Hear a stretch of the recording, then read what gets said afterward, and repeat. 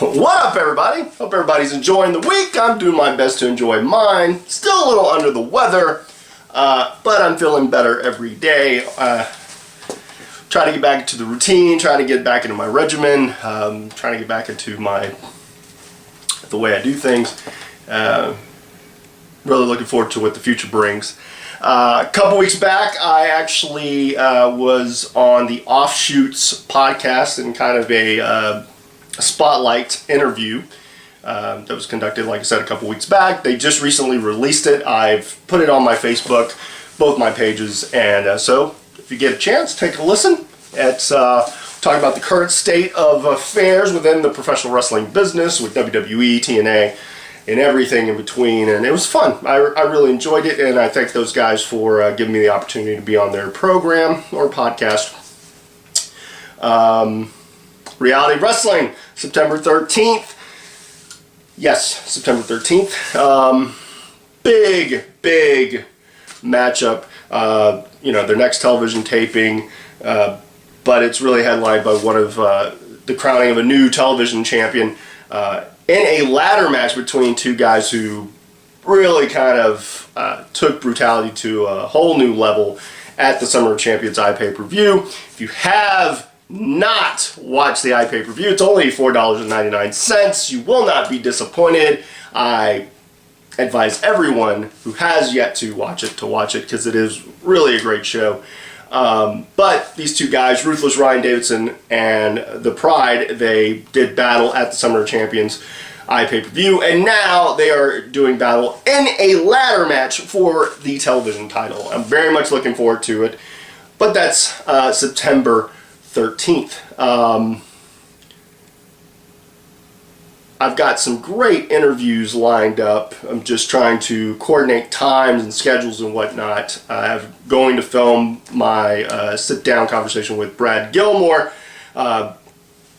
once the ring announcer for Reality Wrestling. Now one of the voices of Reality Wrestling as far as the commentating team, but he's also in a group, 2011. He's got the Brad Gilmore podcast, and he's trying to build kind of a group of podcasts, a group of personalities. We're going to delve into a lot of that, as well as his love of wrestling, how he got into reality wrestling and whatnot. I'm very much looking forward to sitting down with him. That's this weekend. And then I've got like Jasper Davis, the Hammer, former reality wrestling heavyweight champion. I've got him lined up here in the next couple weeks. I'm going to sit down hopefully soon and hammer out a time to talk to TASW's owner and promoter, Bob Murphy, good friend of mine. I'm really looking forward to sitting down with him, as well as the Lockharts, the current reality wrestling tag team champions who have, speaking of the next television taping, they've got a big title defense against the New Heavenly Bodies. That's another rematch from Summer of Champions, and it's one I'm very much looking forward to. I've said it in other situations, but I really enjoyed the Lockharts as a tag team. Really looking forward to what them and the New Heavenly Bodies can do. And I've reached out to a few other, not just talent, but I've also reached out to those that report on the professional wrestling business and have their own podcasts. Team of Behind Houston Wrestling Radio, as well as the Wrestling News Source podcast. I've reached out to them, and we're going to try to hammer out some plan, a schedule when I can meet with those groups. And as I get more information, I will definitely pass it on to you. Now, let's talk about, sorry I'm a little scatterbrained, but still a little kind of not all there with having to deal with the flu and whatnot. But let's talk about this week's episode. I had loads of fun sitting down with both these guys. Originally, it was only going to be with Bryan Keith, a guy who's making waves at reality wrestling, really kind of hitting his stride since the iPay-per-view. And we discussed about his the most recent television taping that had taken place, and he pulled double duty at that television taping. Really delve into kind of his start and to now, and just kind of his plans and really good conversation. But he didn't come alone. He actually brought his friend Javier Vega. And if anyone knows Bryan Keith, they know Javier Vega is usually around. So, man, I was really glad that I got to sit down with both guys. Javier and Bryan have been friends for a lot of years, and their love of wrestling really brought them together. But we talk about how they met, and they've been friends for more than half their lives, and started wrestling training at the same time. And Javier is an invaluable member of the crew with Reality Wrestling, not so much on air, but behind the scenes.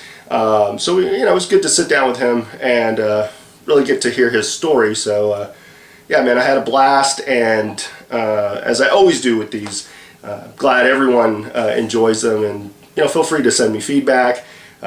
Continue your support, and I'll be keeping you guys updated on anything new that comes about. But until the next time, sit back, relax, and enjoy my sit-down conversation with not only Bryan Keith, but Javier Vega. You get 2 guests for the price of 1. But until the next time, later. Bryan Keith. Oh my God. Oh my God. Fastest kicks in the universe at this point. And then, yeah. We're going to treat it like that, the universe. In the universe. No, it's got to be high praise. I remember we were doing film study, and Q happened to be there, and Kevin's like, "Now, if you can kick, your kicks are like Bryan's. And, you can't have lax kicks because Bryan's there." Oh. Yeah, which was a high compliment. Oh, thank you, man. Yeah. So how long you been a wrestling fan? Well, what's your first memory of, if you've got a first memory of wrestling? My first memory of wrestling is being with my uncle in his house. Like, it was late at night. I was thinking like 8 years old, and everybody was asleep, and I was up watching. Man, it was Undertaker versus someone, but I don't remember who it was. Okay.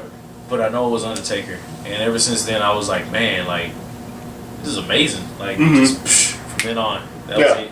Bacon and wrestling.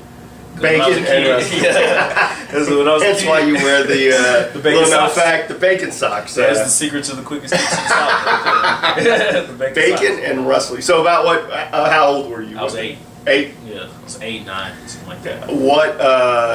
How old were you when you wanted to? When you knew you wanted to become a wrestler?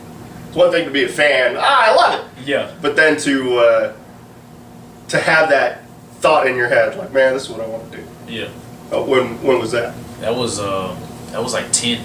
I even have a picture of we had career day at school, and like kids picking like firefighters, police astronaut. Officers. Exactly. Especially in Houston, yeah. Yeah, especially in Houston, because we are there. Yeah, they got NASA there. So I go up and I'm like, man, I want to be a professional wrestler. And they're like, what? That's random. And, like they have nothing, I don't think, except for a tag team belt. Oh, okay. Tag team championship belt, but just one of them. And I had like some hoodie or something, and I put it on like something with my head, trying to look cool or whatever. And I remember posing with the belt, man, like freaking Macho Man's in the background. Nice, Like, yeah, they fed him in, and like it put like I get to write something to the side. So it was like, I'm Brian Walker. My best friend was like Brian Tan at the time. I love playing PlayStation, and when I grow up, I want to be a professional wrestler. Professional wrestler at 10 years old. So I got that as like pretty much me 10 years old with a picture saying that. Oh wow! I hang that up actually whenever I like in the back in my house. I work out, and I used to have it hang up, and it was just motivation for me. Yeah. It was like, man, so, this is 10. Where did you start training at? Texas All-Star Wrestling. Texas All-Star Wrestling with Alex Evans. Alex Evans was Alex your trainer. I mean, Evans. who was your trainer's initial? It was. I mean, Bob's there. Yeah. Bob's there, but he's not getting in the ring. I mean, it's like Alex Evans. Dylan Starr. Dylan Starr. Nasty Nick. He was there. Okay, before he went to Florida. Okay. Bones. Nasty. Yeah, Bones, of course. Bones was there. Oh, really? Yeah. Okay. Bones would be there. Man, who else? It was BLT. Okay. Bubbly Travis. Yeah. Hector Montoya. Even Ivan. Oh, Ivan. Okay. Yeah, even Ivan too. Even Evan Snow. Yes, Yeah. even Evan Snow. Little known fact. The Snow buddy. So funky. So, how long had you been training? Because you were actually doing shows before you came to books, right? Yeah. How long had you been wrestling before you came? Because at first, when you came to books, you weren't even on the show. It was just to help out. Yeah. Like, Exactly. what was the thought process behind that? Like coming over there. It was ridiculous, man. I was telling somebody the other day, like, I wrestled for 2 years. We wrestled for 2 years for Texas All Star Wrestling, and at the time, like, I don't know. I just kind of said a prayer because I wanted to be a Booker's. So I prayed and I was like, man, I just want to be there. I don't care if I'm wrestling or if I'm doing anything. They don't even have to use me. I just want to be there. Okay. So Kevin just came to me and was like, you know, hey, we want to use you and stuff like that. And then ever since then, I wrestled for 2 years at Texas All Star. Now I've been wrestling I've been with Booker's for 2 years now. For 2 I've years. been wrestling, I think, just for 1 year. This is fun. Yeah, because I saw, First I trained with you a little bit when you were at All Star, just real brief. And then I saw you in a match against Q, and that was right as you're kind of like helping back at Books. I remember watching you and Q and being like blown away because it was really, really solid. I think at that point, because I know like Aiden really spoke up highly about you. I think after that match, Q spoke pretty highly. Gustavo, like a lot of us, like they all were like, "Ah, you should take notice of this kid." Yeah. And I think it was with Kevin the same way. So what was it like early on before you were being on the shows? Like just having to be a part of the crew, how was that for you? Amazing, man. Just to be there, man. Like, Yeah. Even now, man, whenever we have show days, man, I'm so freaking happy, like, just internally, man, because it's a little known fact, you know, me and freaking, you know, Javier, we were at a PWA show a long time ago for Bookers, and we're like, what, like 14 or 13, and Okay. the van stopped working, and we were stuck out there, man. We just drove, me and him, just to go see the show. So we had no way to get back, and his dad to come get us. But Book actually let us chill in the back and, like, you know, watched out for us while he tried to help us out, get the van started, everything. And then after that, you know, his parents came and picked us up, and we told him, like, hey, we're gonna come back and wrestle for you one day. Nice. And, like, so the fact that we actually did years down later, and it's like, not only am I wrestling, but you know, I'm being used. You know, it's like, every day I go, man. Well, I noticed that because the setup process, it is by and large the longest day for all of us. It's a long day. It's not the day that I pay per view is at 8:30 in the morning. Like you better be there, and if you're there at 8:30, you're late. Like be there at 8:25. Exactly. It's all about punctuality. But I noticed like you and Javier especially, like you guys, nothing ever brings you down. Yeah. Like, you know, and which is great because I mean I can be guilty of it. A lot of us can be guilty of it who've been doing it a long time to go, man, this sucks. But at the same time, man, I'm kind of like you. I'm just happy to be there because it's such a great opportunity, I think, for a lot of guys. I mean, the idea of like national television, the idea of getting to train with Book. That actually, I was telling somebody that the other day. It's like, man, it's so ridiculous because he's there with us and teaches us more than maybe anybody else at his level have done that I've ever seen. He does hands-on training with us, man. And it's like, for us to even be there and be able to, you know, learn the way he wrestles, the worst part could be for us to come out and be 6-time WWE champions. You know, like, no, nobody should ever suck coming out of there. You know, we're trained by Booker T. We can all end up just being mini Booker T's in our own ways. You know? It's ridiculous, man. So it's like, I just love the fact that I'm there. I love the fact that we're all there. You know, it's like, I just can't wait to see what reality of wrestling is going to be, man. It's going to be huge. So, you trained, you were on the indies, probably listened to veterans, so on and so forth for a couple of years, and then you come to Books. What was the transition like for you? As far as like from a training standpoint, I tell guys when I came to Books, PWA, doing the tryout, mind you, I'd been on TV like 4 years, been wrestling names, been on top of the card, been the guy that they put everything on, the guy that people would come for answers, and I'm like, man, I'm like 6 years in, like I don't know everything, but I have a pretty good idea. And then I come to Books, and even the tryout, it was the immediate like, nope, you don't have all the answers.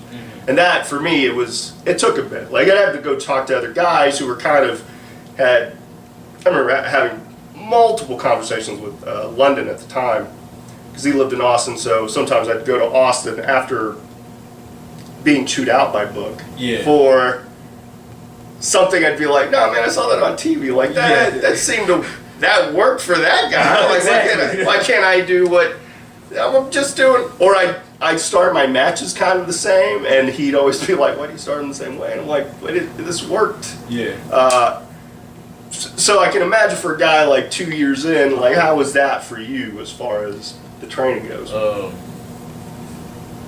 It was crazy because when I first got there, like you said, you know, it was a bunch of stuff I was doing wrong the whole time. Yeah. And I was just watching a lot of just more indie wrestling, like PWG and Ring of Honor and stuff. So I was like really fast. Like I wasn't even doing it the way they were doing it either, man. I was just, you know, trying to do all these moves and things like that. But then I finally went to Booker's and it was like, wait a minute, there's an actual mindset you have to be in whenever you're doing this. Like we learned psychology there, and it's just like, I don't know. It let me know for sure that I didn't know as much as I thought I knew, but I already knew I didn't know too much anyway because I was only in for like 2 years. Yeah. But yeah, it made me realize that, you know, there's just, if I'm gonna get into this, I'm gonna have to give it my all and just, you know, take time and invest time into it too. I learned that too. Yeah. Now, not such a big deal now. I've heard potential changes, like a lowering of the exclusivity thing. Because I've talked to Kevin about that. I mean, I was in kind of a different situation. I was already kind of like, I want a break anyway from performing, so this gives me an excuse. Oh, I can just be backstage? Cool. Cool. I don't want to necessarily wrestle on every show. That's fine. But for like young guys, everyone tells you, like, go wrestle as many places as humanly possible, because that's the only way you're going to learn. And to go from that, which, you know, at that point, I think you were working multiple places. It wasn't just like you were working at Books, you were working other places. And like champion at other places. I think you were like cruiserweight champ at All Star.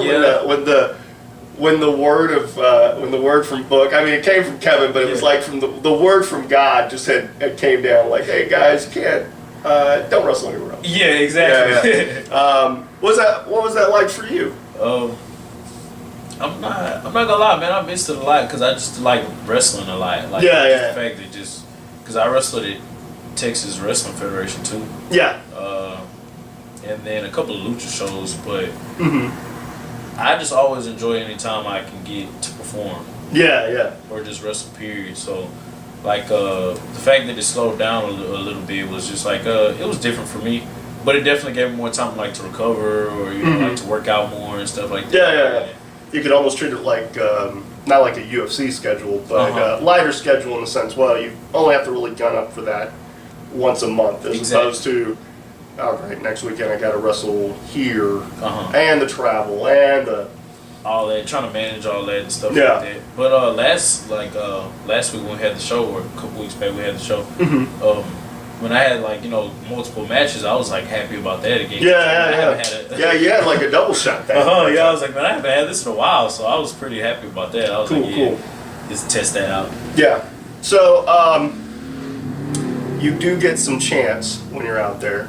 The Django chance. Yes. Yes. You're cool with that? I'm cool with that, man. Okay. At first, I wasn't at first because I was like... What was it like the first time you hear it? Like, what I didn't know what they were saying. You're just like... Hold on, what is that? I'm just kidding. Hold on. I'll come to y'all in a second. let me take this in real quick. Let me kick this guy's face off real quick. And then I'll address your chance. Yeah. It was pretty crazy because, like, I didn't know what they were saying at first, but then I put two and two together, and I was like, oh, it's Django. And then I love that movie, actually. That movie was pretty cool. But, I mean, of course I was doing that before that movie came out. I gotta say that. That's true. I like the fact that they can see what it is and correlate those two things together, you know? Oh, you know, Django was an amazing black cowboy. Oh, Bryan Keith is an amazing black cowboy, you know? I ain't tripping on that. I love Quentin Tarantino too, so I mean, Nice. I'd like to make a cowboy movie one day myself. As of late, you've been kind of feuding with Team International. Yes. I mean, it was going on before the pay-per-view. I mean, you had a couple matches with a couple of those guys as you were trying to find your foundation, I guess. Yeah. Yeah, because initially you were, had a lot of promise, and then you get kind of put into these situations, especially with like Team International, where it's not just one guy or one guy and a manager. It's like Never is. everybody conceivable out there. But you had some success. Like at the pay-per-view, you guys came so close. So close, man. What was that like? I have to ask because I've never been in that situation. I've never been in a situation where it's a big show. I know I get the opportunity. Not a lot of guys were on the card to begin with. A lot of even regulars like Cedric went on the card, Jared went on the card. I mean, there were a few guys that you expect to be on the card that weren't. Yeah. So you're on there, so you're psyched, and you're going to face a member of Team International, and then they all. What was going through your head at that point? Like, because they all like start climbing the. It was, man, I'm from Greenspoint, man. So I was like, man, I know what's about to happen right now. I'm about to get jumped right now. Man, so then all of a sudden, you hear that, it's the Mac Militant. Yeah. I'm like, oh, what? It's freaking Teddy Long. Nice. Out of all people right now. Yeah.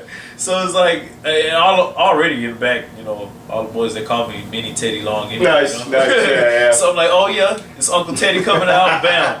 Now, player, I'm going to make this a tag team match. Yeah. And then, no better partner to have than freaking Jonathan Gresham. And you and him had like this great one-on-one matchup at It was good. It was like, I felt really great about that match. Like, it's not like I'm never proud of my matches, but you're always the biggest critic on your own. Yeah. Like that. But up until that point, I guess I didn't really have a match to where I was just like, man, I'm really proud of myself for that one. Mm-hmm. I would always think like, okay, there's something I need to do better. Which means there wasn't, in this match, there were still some things I could have did better in the Gresham match. But as far as like the matches I've had up to that point, I really like that match because like if I ever show anybody a match of me, I'll just like, hey, look at this match. Yeah. So you and the Gresham, you thought was probably the best representation of you as okay.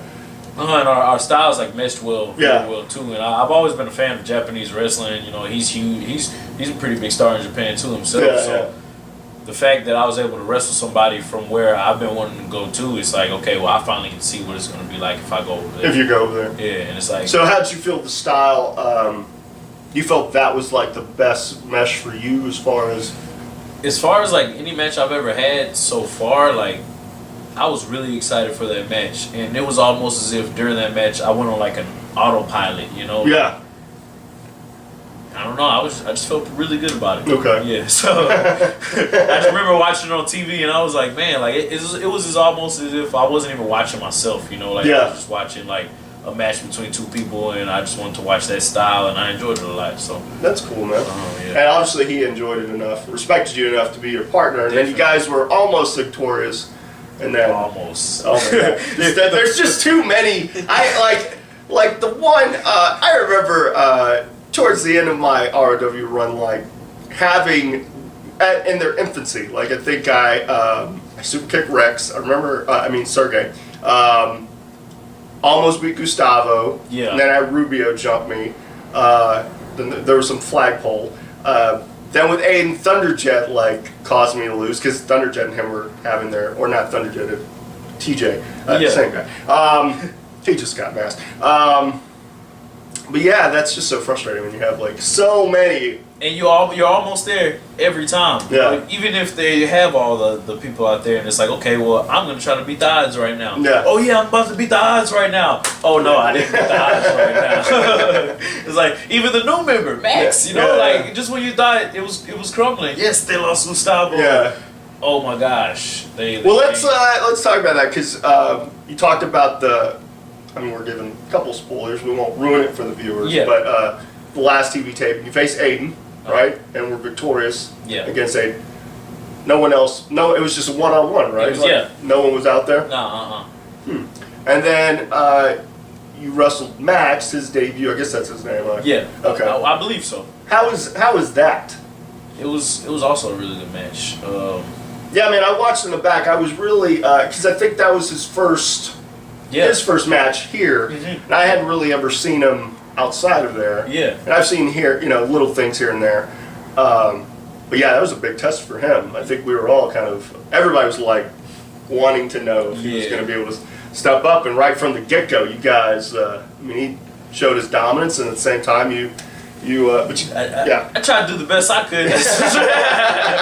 But I'm not going to put any spoilers out there, but it's definitely another match that I feel like I'm not, there's always things I like to work on, but I'm pretty proud of that match too. Mm-hmm. Like, the fact that it was his first match and I just want to make sure he was exhibited, as well as all the rest of us are, we're all threats, everybody. There's no one in reality wrestling you look at and it's like, okay, well, this guy's just a wimp or anything. We're all, we're premier athletes, and that's what we're trying to aim to be. The fact that I can get in there with another guy's first match and bring out that first thought to somebody, like, okay, this guy can go too. Yeah. It's amazing for me. It's amazing for me. I'm not gonna put any spoilers out there, but definitely, hopefully. No, that was good, man. That was a real solid man. Yeah, as well as you, Nate. Nate was you guys. Really all the time. Yeah, that's my arch nemesis. Oh, nice. If you're writing the comic book, that's if I was writing a comic book, that would be my arch nemesis. The Spaniard versus the cowboy. You recently did go to WWE, like you did kind of the loop. Yeah. What shows were you a part of? It was 3 days. What was the first one? I know it was Corpus Christi, Houston, and what was the other one? Where did we go? Was it Dallas? No, it wasn't. Oh, okay. It could be.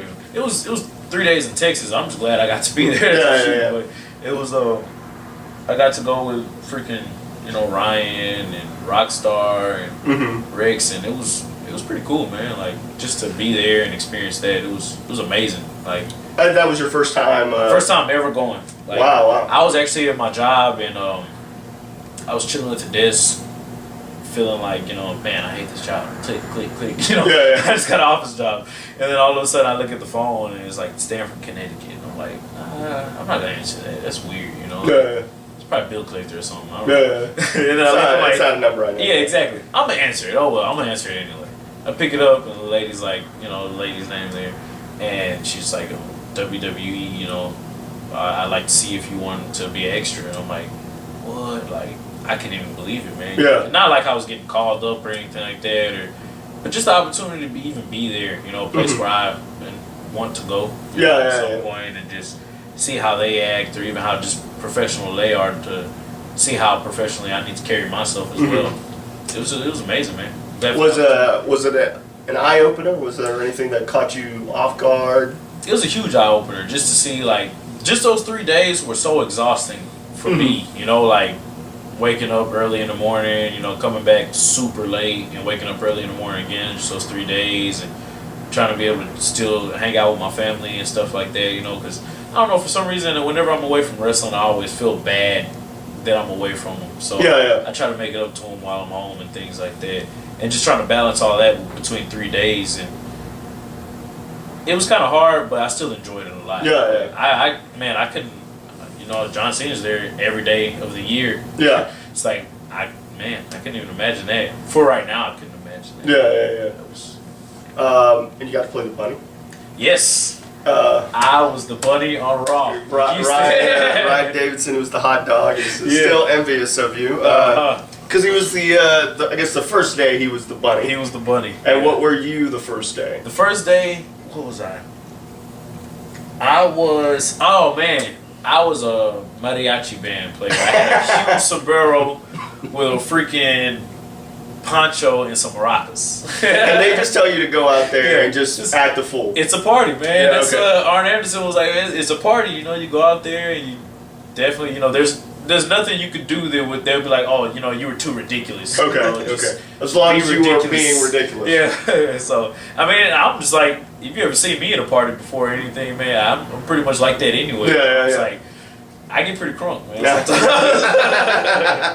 Sometimes I can, but it was like that for me, and I was just excited to be there. So I was like, I'm gonna play off that, just be ridiculous. Yeah. And then you got to be the bunny. And then I got to be the freaking bunny, man. Man, that was probably crazy. the prime. I think everybody. I feel like I was the best bunny, man. I was the best bunny. No, man, you got a strut about you.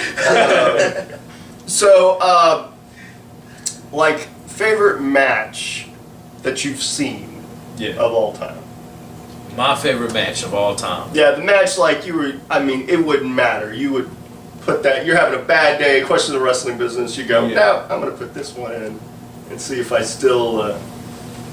Man, it'd be like a tie, man. Okay. It'd be a tie, because I know it'd be a three-way tie. I'm just going to go ahead and say it. Yeah. It'd be Undertaker versus Shawn Michaels at WrestleMania 25. Okay. That was a really good match. Not a bad one. I love that match. Yeah. And I was there for that match. Okay. So it was like... even there, it was like, what? Yeah. It was on the front of the paper, man. Like, in the news. Like, what? They put on a showcase. Yeah.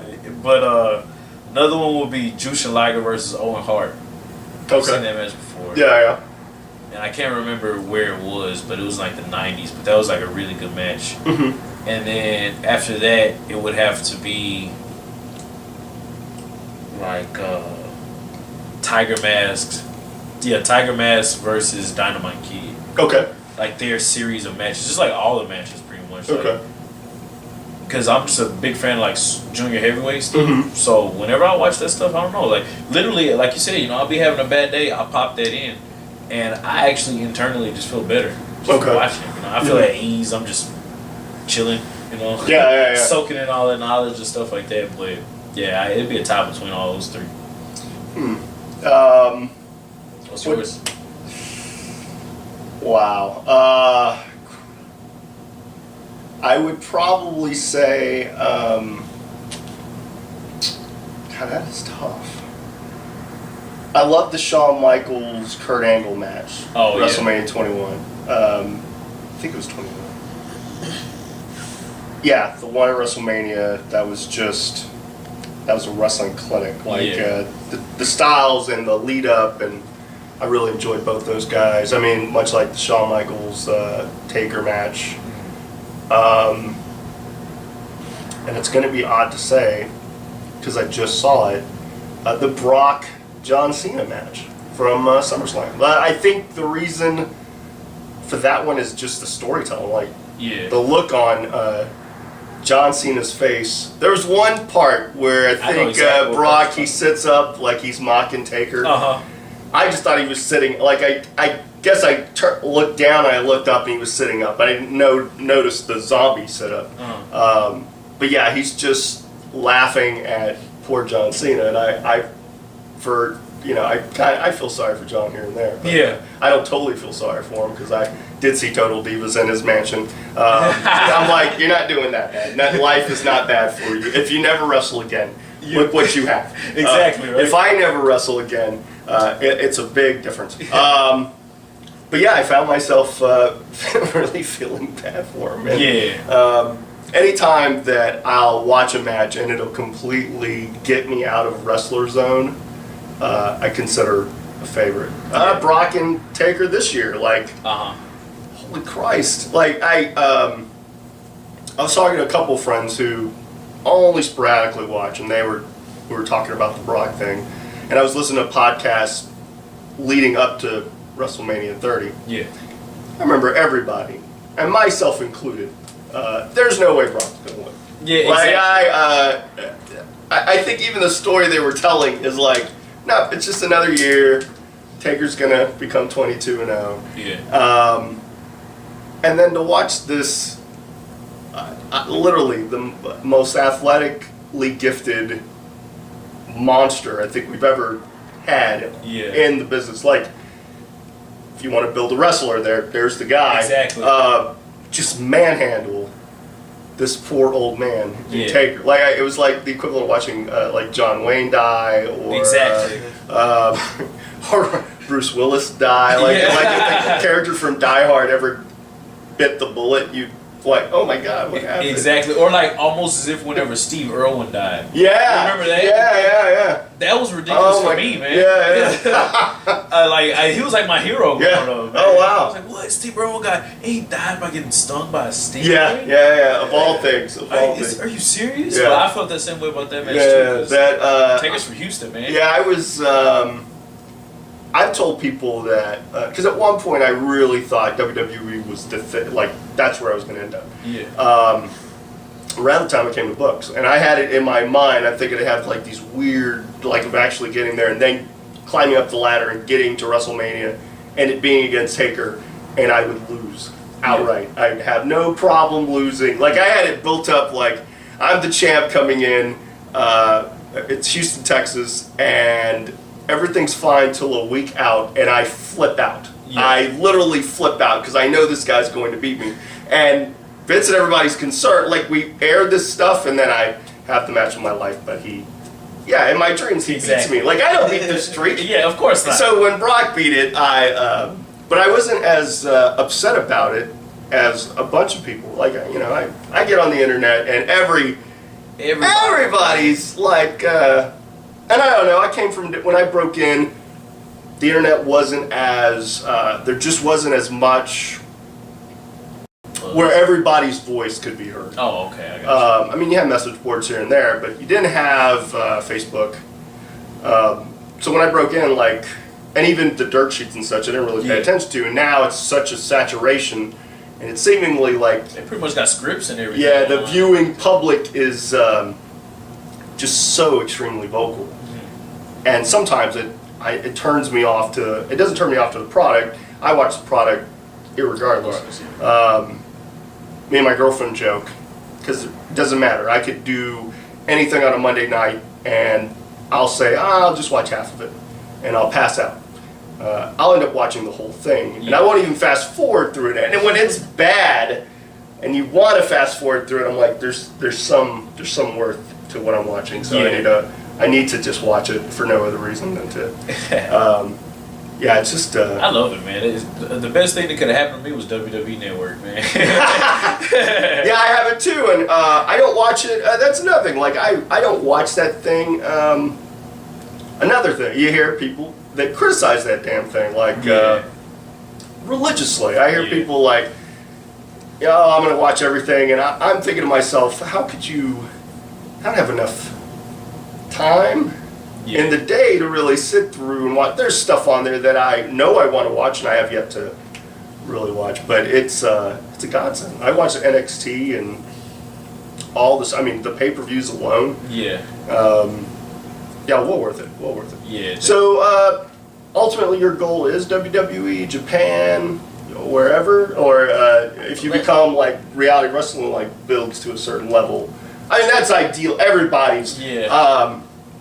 But let's not lie. It's if you get a 6-figure contract to do this. We don't think that. That's my goal, pretty much. Is for me to. My actual goal is to go somewhere and do what I love, but be able to take care of my family and have them comfortable at the same time. So whether that's going to WWE, staying here in reality wrestling, going to Japan, as long as I can make that happen and I can wrestle for a living and take care of my family, it's amazing for me.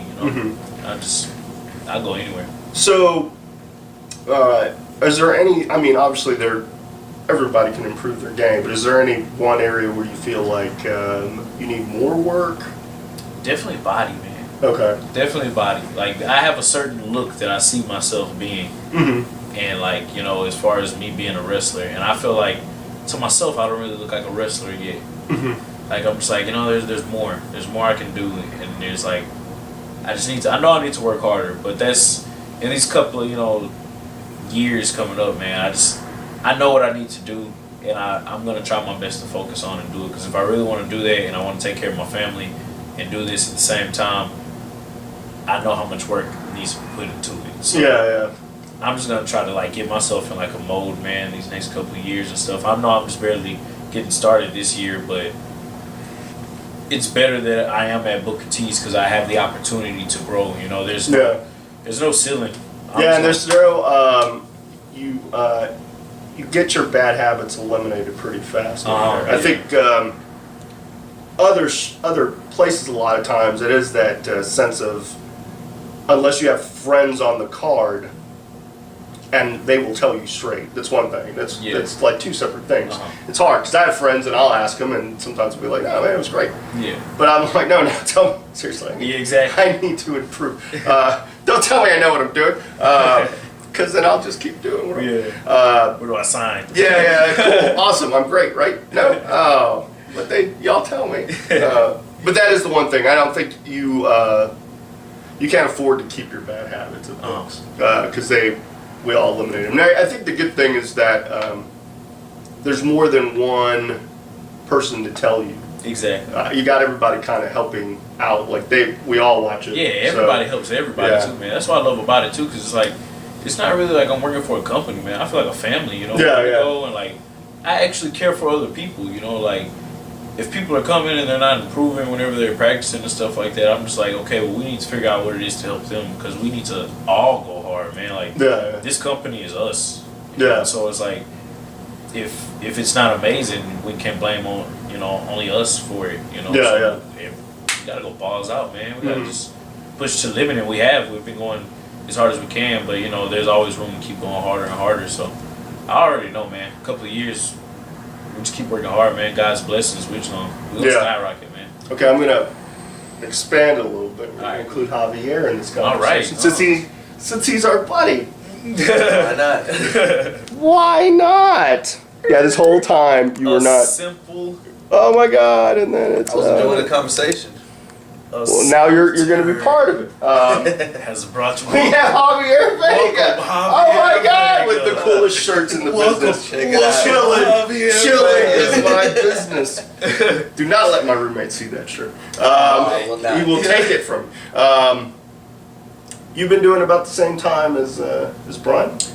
Yeah, pretty much. Now, did y'all meet the first day, or were y'all friends already before y'all? Man, light years ahead, man. Yeah. Oh, really? Yeah. It's about to be 13 years, man. Yeah. Really? Yeah. Since I was 10. So when about the time you were going, I want to be a wrestler. Exactly.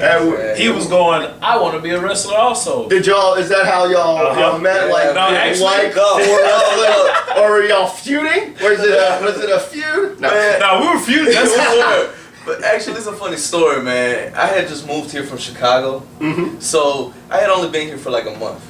I was at a new school, man, and this guy was sitting in front of me in the bus. You know, I didn't have no friends at the time, so I was just minding my own business. I heard him and some other guy talking about Yu-Gi-Oh. Okay. So, you know the card game. The card game, man. Okay. So, I'm listening, I'm being nosy and shit. Oh, yeah. No worries, man. Yeah, man, I'm being nosy, right?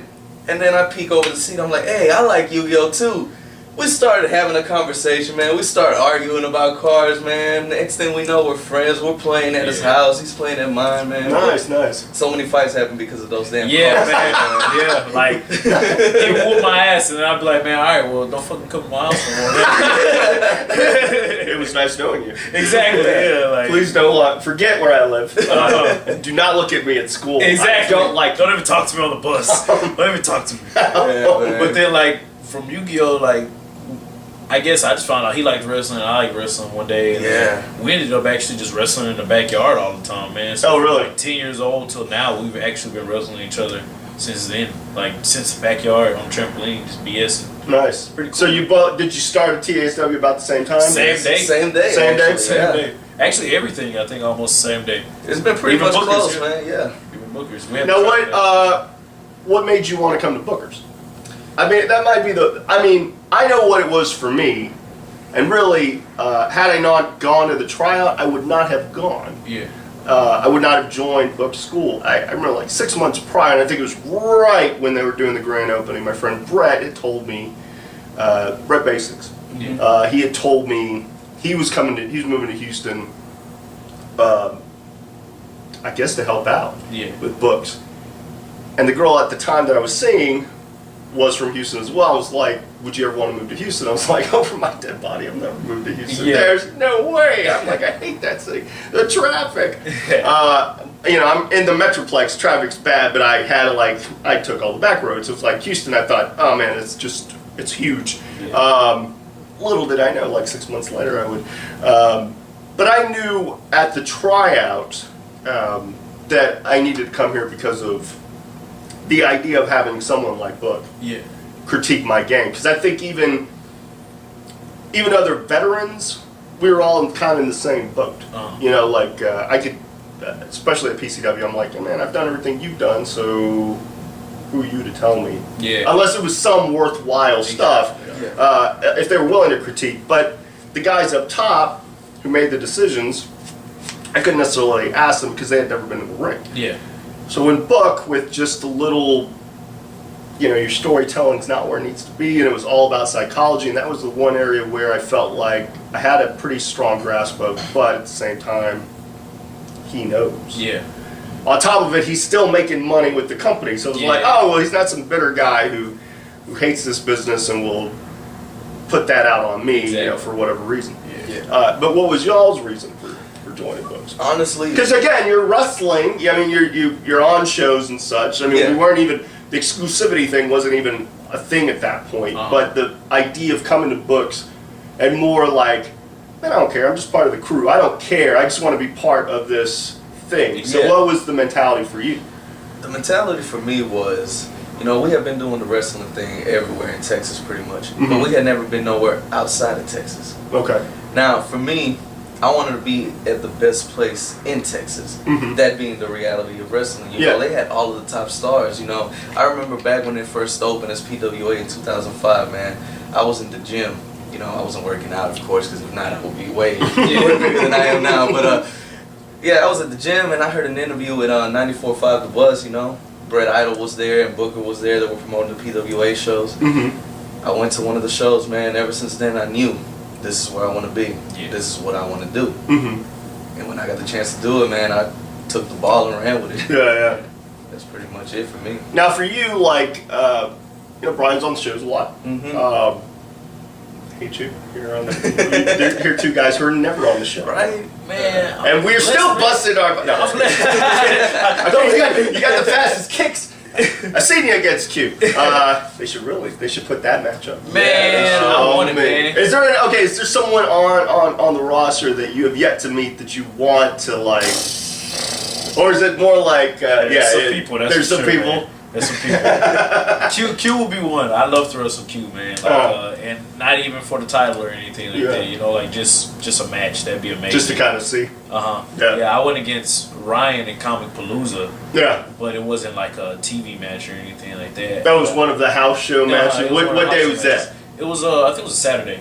And Saturday ended up being like the best crowd. Because I went there, I wanted to kind of check it out. I'd walked around a little bit, but it is one of those things like you need money at Comic Palooza. You do. A lot. I'm saving up money because me and Sam are going to Wizard World Con in Austin, and I'm saving up money for that. Yeah. Like there was cosplay stuff that I was like, oh man, I would love just to have that stuff. And I think they were like, oh, we're going to film Friday and Monday. And then Saturday ended up being like the day, right? It was oh my God, like the crowd was, oh my God, yeah. It was big. It was good, man. I wrestled freaking Ryan, and it was a good match. Yeah. It was one of those matches, again, I was really proud of, too. So, I just wish it could have got on TV, because it was like, it was little clips of it and things like that, but I want the whole thing, because I just want to see what it turned out like. I never got to see the match and anything. The match in its entirety. Yeah, but I'd wrestle him and Inferno Tiger. Okay. I like that guy. The Inferno Tiger can do no wrong. Inferno Tiger, man. Inferno Tiger versus Bryan Keith has to happen. It has to happen. It has to happen, man. One day. Now back to you, Javier. I mean, you're there, you're like part of the crew, man. We do everything. You always got a smile on your face. You're honestly, man. You nothing brings you guys down. You know, like I can tell Brian that the same way. Like, you guys have the best attitudes.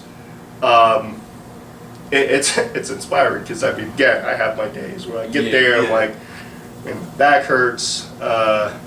all that stuff, which we'll talk about in a second, like training. And I really want, I'm interested in what you guys do for training. But like for you, okay, so you get there, the exclusivity thing happens. I mean, you were building your, it was like the Latin stud? It was the Latin stud. Because I remember there was a match, the Umble Rumble. It was a match with you against Dana. That was like a last minute thing. It was good. That match was awesome. I mean, the finish, she hit the springboard, all that stuff. But just I was like, man, this is, because you never know. I've had my problems when I wrestled chicks, the couple of times, and I've booked shows and been real hard on guys. Like, man, the story is she's a girl and you're a guy, and then the instances where I've wrestled a girl, I completely forget that, and I just want to treat them like a wrestler. Exactly. Y'all told a story. Like, what, that was a really solid match, man. I told myself before I even went out there, I am not going to lay a hand on her. Yeah. If I'm going to beat her, I'm just going to pin her down to the mat, and that's going to be it. But she kept squirming. Yeah. And honestly, I felt like I shouldn't have gotten slapped, man. that was very Just disrespectful. like, bring the fight to me. Oh my God. Don't treat me like a woman. Right? Don't treat me You're like, The spirit of China. but you're like, but look at you. I have to treat you like a woman. Yeah.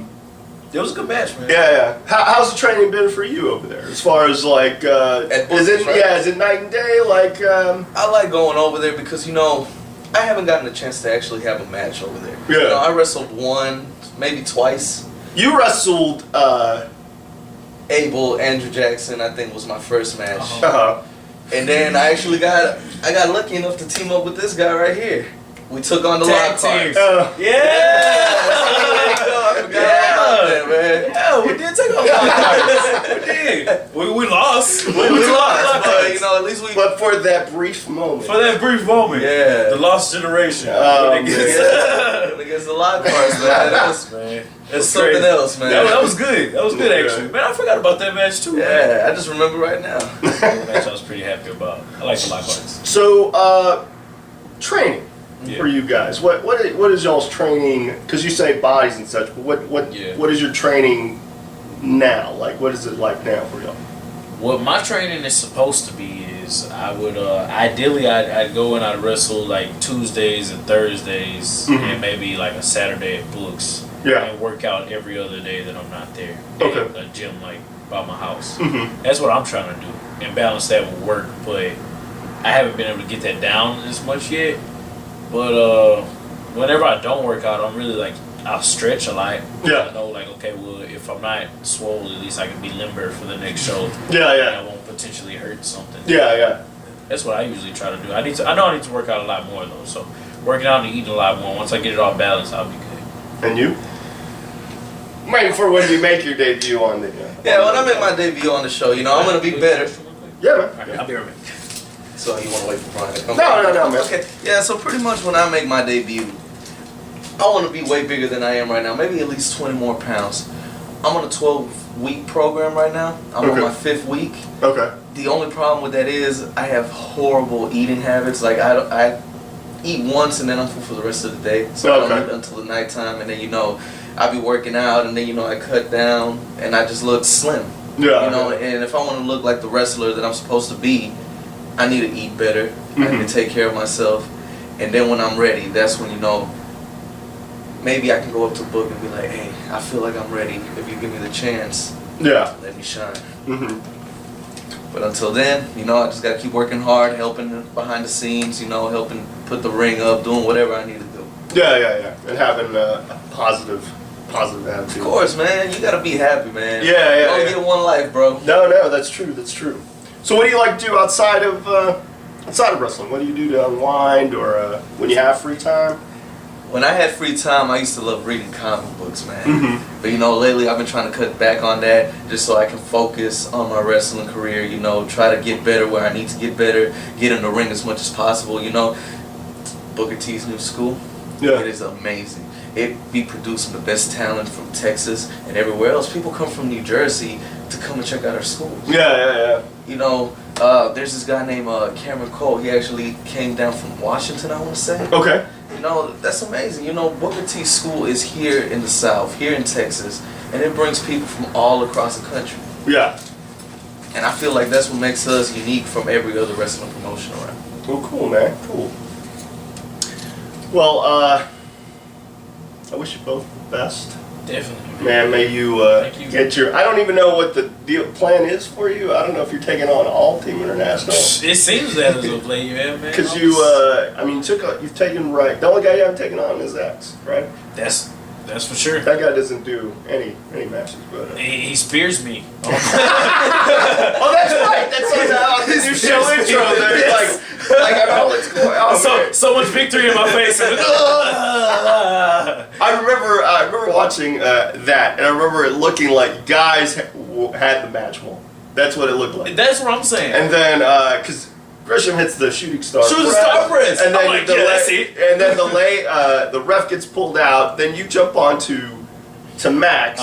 Take him out. And you are like it's the ultimate. You're just on top of the world. Exactly. And then my mom is in the crowd. Look at me now, Mom. And then as you turn around, this locomotive just smashed. Never saw it coming. Oh my god! I actually made eye contact with Gresham, like, I got you, bro. And just took me out. Never saw it coming. But hey, man, if that can happen, hey, it's going down. The fastest kicks in the South versus the most brutal spear in the South.